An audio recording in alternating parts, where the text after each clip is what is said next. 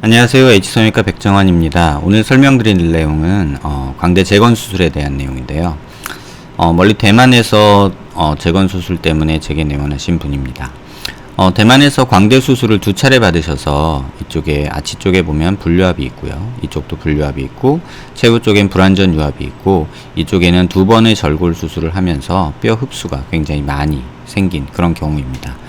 오른쪽 사진은 이 환자분의 CT 데이터를 통해서 세그멘테이션이라는 과정을 통해서 이렇게 광대 뼈와 이렇게 보라색으로 표현된 와이어 고정과 플레이트, 금속 고정과 그 다음에 이 광대 골 절편을 상방으로 이동시키고 이런 수술 전에 뼈를 이동시킬 계획을 동시에 진행한 모습을 설명드리고자 합니다.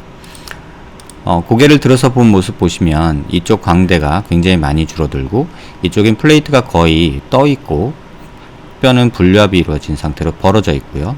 이쪽 스크류는 약간 바깥쪽으로 풀려서 떨어져 있는 모습을 확인할 수 있습니다. 그래서 이쪽 사진을 보시면 이 광대 절편을 바깥쪽으로 좀 빼면서 이쪽 체부 쪽으로 붙이고 이렇게 금속을 제거하는 그런 시뮬레이션을 먼저 진행했던 예고요. 이쪽도 마찬가지로 와이어 스크류들을 보라색으로 표현되어 있고 이렇게 쑥 들어가 있는 이 광대 절편을 조금 절골을 해서 바깥쪽으로 빼서 외측으로 다시 이동시키는 그런 시뮬레이션을 해놓은 상태입니다. 측면에서도 보시면 이 체부, 이 광대 골 절편을 이쪽 체부 쪽으로 좀 더 가까이 이동시키고 아래쪽으로 떨어져 있는 이 아치 부위를 약간 위로 올려서 이렇게 노란색으로 표현된 것처럼 이동을 시켜 놓은 모습입니다. 그래서 이 형태로 고정을 시키기 위해서 이런 식으로 이제 보형물 디자인을 하기 전 단계에 이렇게 시뮬레이션을 하는 과정이고요. 이 보라색으로 이렇게 표현된 금속 고정은 이제 다 제거를 하는 것을 이제 계획을 하고 있습니다. 사선에서 보시면 마찬가지로 체부 쪽으로 좀 더 골 절편을 이동시켜서 이쪽 광대 갭을 좀 줄여준 모습이고요. 그 다음에 하방으로 떨어져 있던 체부를 밖으로 올려서 위로 올려서 바깥쪽으로 조금 더 뺀 모습이고요. 와이어 고정되어 있는 위치에서 조금 더 위로 올려서 이렇게 체부 쪽에 바싹 붙여서 이동시키는 시뮬레이션을 진행한 경우입니다.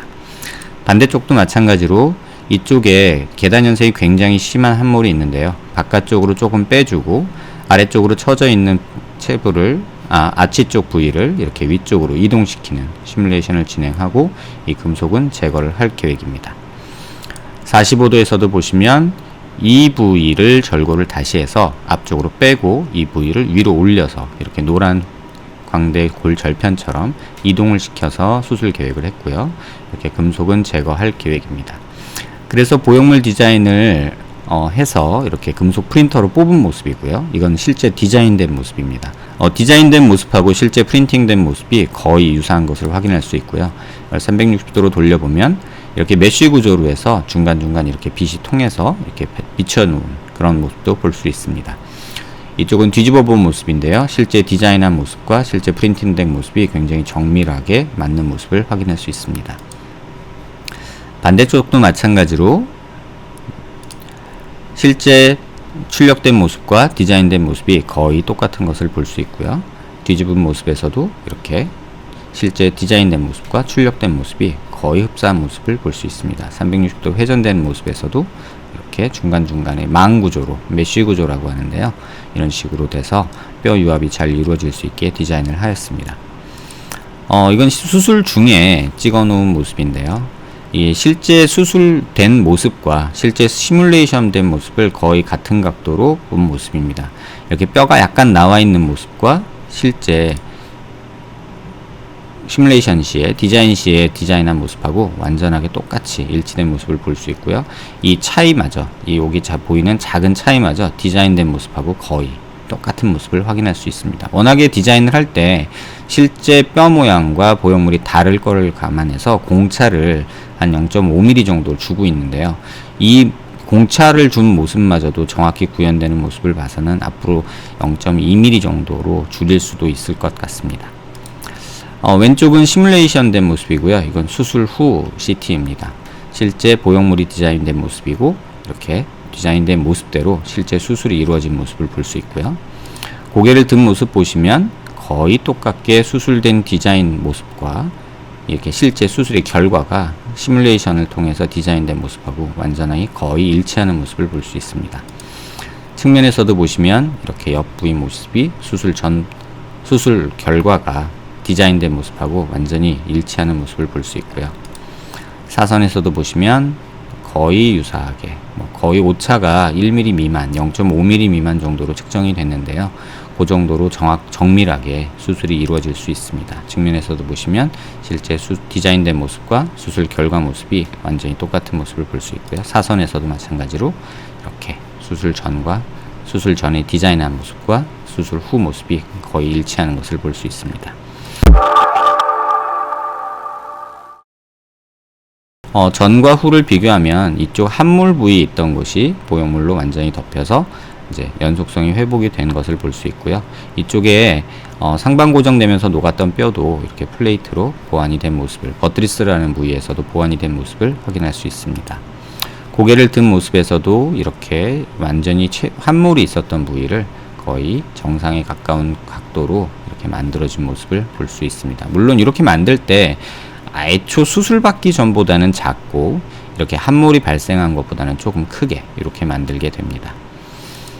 그래서 옆에서 보실 때도 이렇게 밑으로 떨어져 있는 광대를 더 위로 올려서 붙여서 체부 쪽에 가까이 붙이고 인플레이트라는 티타늄 보형물로 이렇게 메꿔준 모습입니다.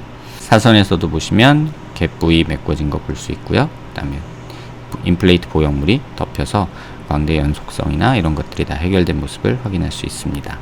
반대쪽도 마찬가지로 이쪽에 단차 굉장히 심했고 빈 부분이 있었지만 수술 후에 인플레이트 보형물로 완벽하게 메꿔진 모습을 볼 수 있습니다. 사선에서도 마찬가지로 금속 다 제거되고 골 절편을 위로 이동시킨 후에 인플레이트 보형물로 이렇게 덮어서 고정을 하고 뼈가 없는 부위는 이렇게 보형물로서 역할을 하는 것을 확인할 수 있습니다. 이 환자를 수술하면서 제 개인적으로는 굉장히 도전이었고 굉장히 재밌는 경험이었습니다. 실제 수술 결과가 이렇게 시뮬레이션 결과랑 이렇게 완전히 거의 일치하게 수술할 수 있기까지 사실 많은 노력이 필요했는데요.